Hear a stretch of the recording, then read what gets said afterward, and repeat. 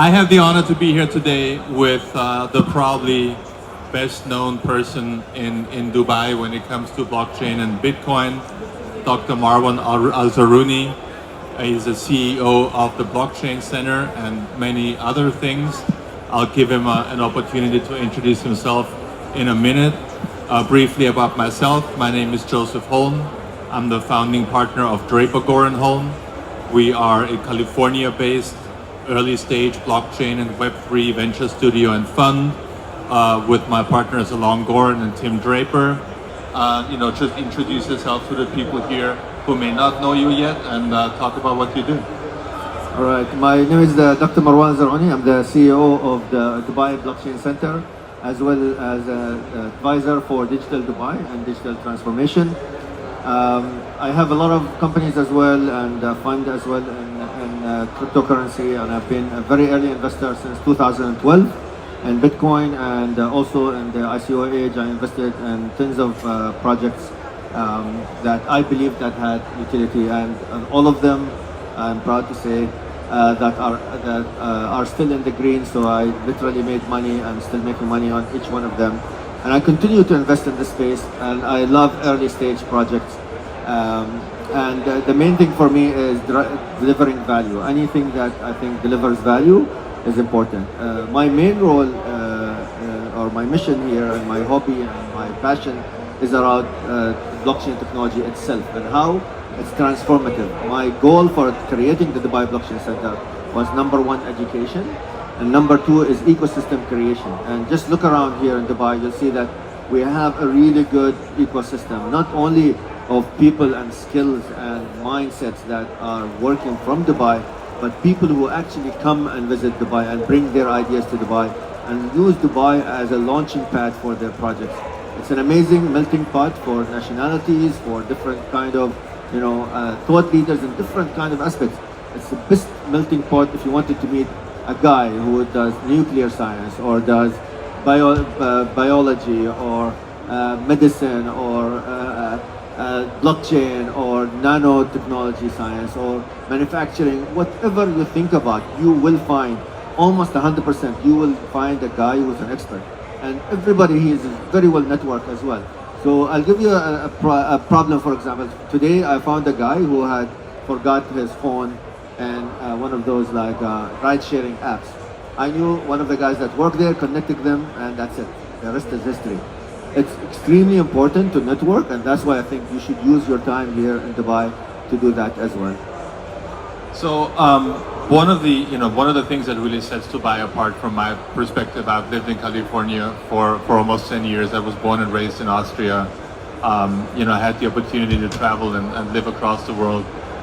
This place has it all, really. When it comes to blockchain, you have a friendly regulatory environment. You have a government that understands that digital assets, digital ledger technologies, blockchain, Web3, AI is here to stay, and they're very forward-thinking when it comes to treating these things, with a great focus on data and facts. And I really appreciate that because there aren't any ideological problems, like you have in other countries or in the United States, where you have a severe lack of regulation, where Web3 startups, DeFi startups often operate in a legal gray area, and you're essentially playing Russian roulette with the SEC.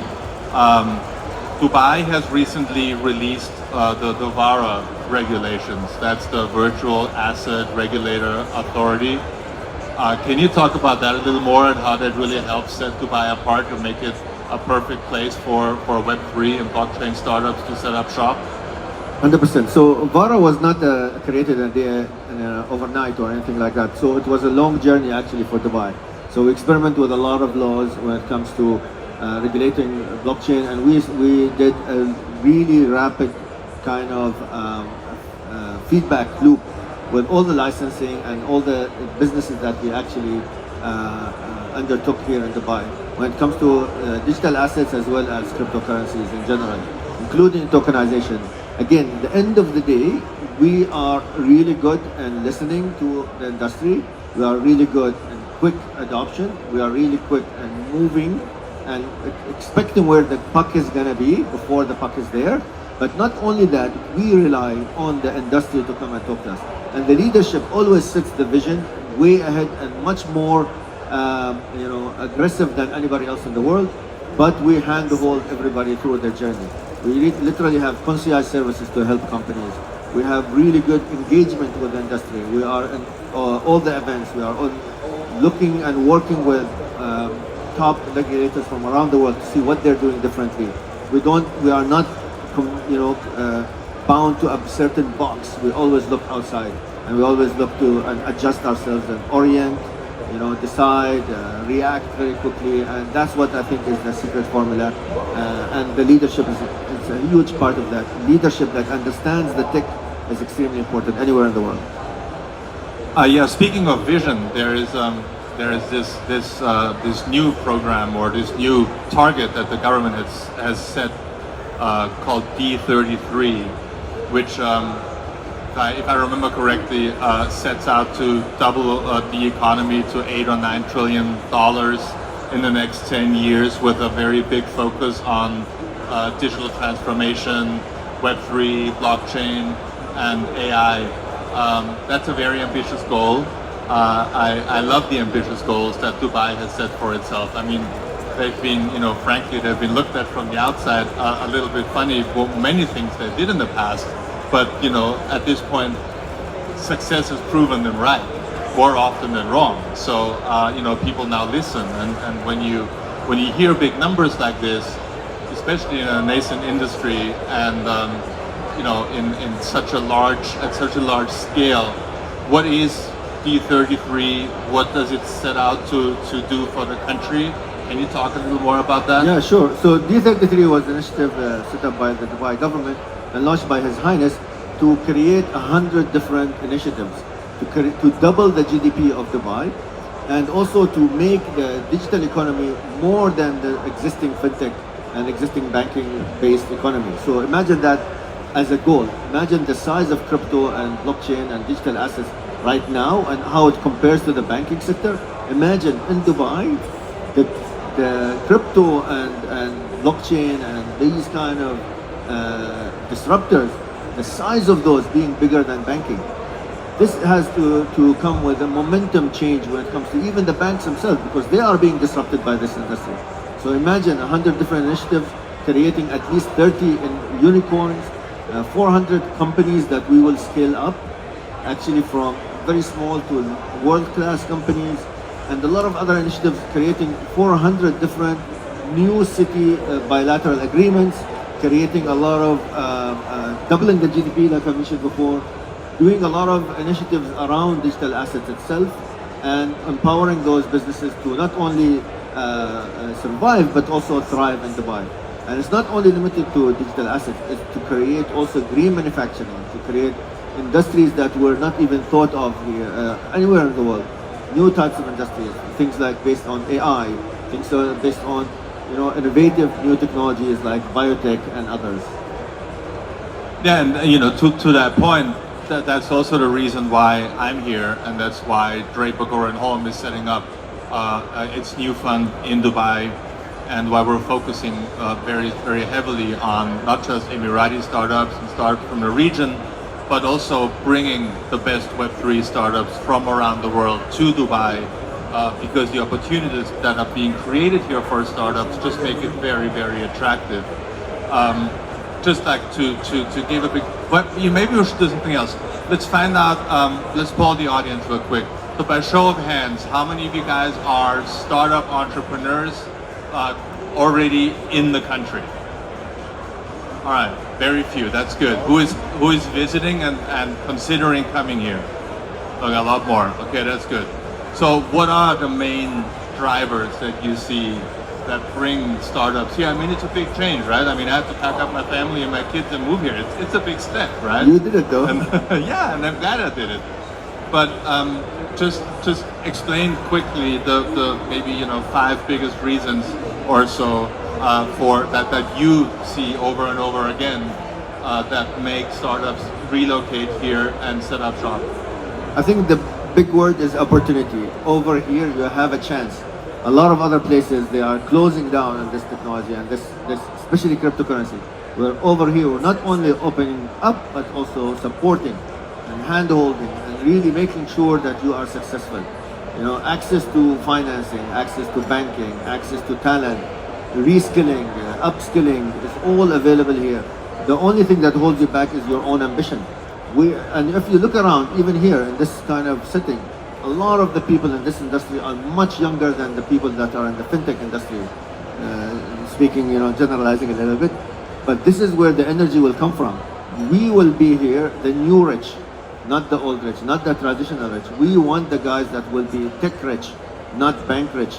You know, this will be the area of the world where we encourage and foster this kind of talent.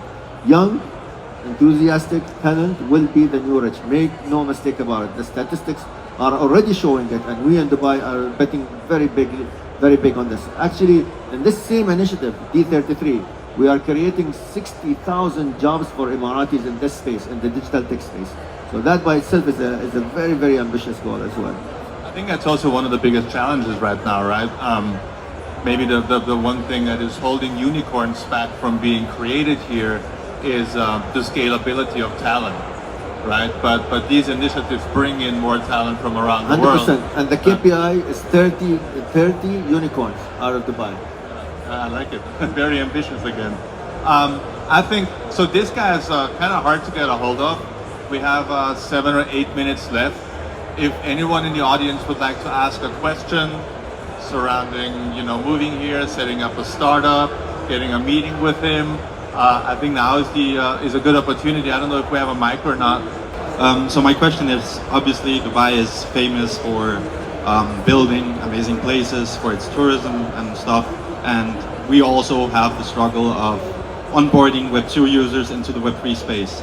So my question is, do you imagine that it would be possible to build kind of a crypto hub, like a city where any crypto startup could come in and tourists could come and see, and they could get educated, like have this whole space centralized in a place? Yeah. Yes. So we're building that.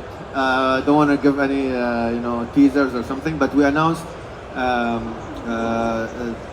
think 2-3 weeks ago that the Dubai Blockchain Center will now be Bitcoin and Blockchain Center. So we're building multiple places, and we'll have an events calendar as well that shows you where the events are happening. We're building a whole ecosystem. They're doing something as well I cannot also tease you about. So it's going to be a very collaborative ecosystem. We in Dubai, this is what I told you in the beginning, we love to connect. Dubai's power is through connection, through all these missions. It doesn't have to be from the same industry. It doesn't have to be limited to digital assets as well. You will find an easy way to connect with people, easy way to find what's happening, an easy place to go to if you wanted to ask any questions. That's happening, and very soon. And we already have that as an ecosystem as the Dubai Blockchain Center, but we're expanding that to cryptocurrencies and focusing on things like Bitcoin and other cryptocurrencies that bring value. So we're working on an initiative with the government. You can check out web3city.ae. The website has a bit of information about what this is going to be, but essentially it's going to be a Web3 startup accelerator and hub with a co-working and co-living space with very easy on-ramp, get a business license and visa and all the things you just mentioned before, because you plugged into the ecosystem right away. That will make it very easy for startups to move here. So check it out, web3city.ae. Hi, Fawaz Halazon. I'm a co-founder of a sports trading platform here out of Dubai. One of the biggest obstacles we have had operating here is not so much necessarily the regulatory, environment which is moving forward, but the ability to open a bank account. So it's very easy to set up a company. That's easy, and now that you put the framework in place, that's fantastic. And I've approached it, seen it, and we haven't actually applied yet. And the only reason we haven't applied is because it's virtually impossible to open a bank account. And even when you have all the documentations in place, and this doesn't apply necessarily only for Web3, it applies for most startups. Banking and startups doesn't work. Yes, 100%. And I agree with you. and we are forced to operate in digital banking. Have to go to a digital bank in Switzerland or here or there. It's impossible, and that is probably the biggest obstacle we have. 100%. I agree with you 100%. And I discussed this yesterday as well with the various government departments, and we're actually putting a plan to do that very quickly. So community banking is one aspect. The other one is a new kind of totally different way to look at banking. I don't want to talk too much about it, but it's coming very soon, within this year. So within this year, you'll find a revolutionary kind of solution for the banking problem. It will be out of Dubai, and it will be based on community banking. But I don't want to give too much out. I'll give you a hint. Hybrid. That's the only way. Yeah, to go. 100%. There's no other way. Yeah. I think rumor also has it there is some federal regulations Yes, in the 100%. pipeline that will make that a lot easier, because you're right. Already it's right one of the bigger now, problems. already there's now something called Wio Bank for startups. It's an app you can download right now, and a lot of the startups within the space actually got the bank account already through there. So I encourage you, yeah, WIO. This is what's there right now, but what's coming is even better and bigger. Thank you.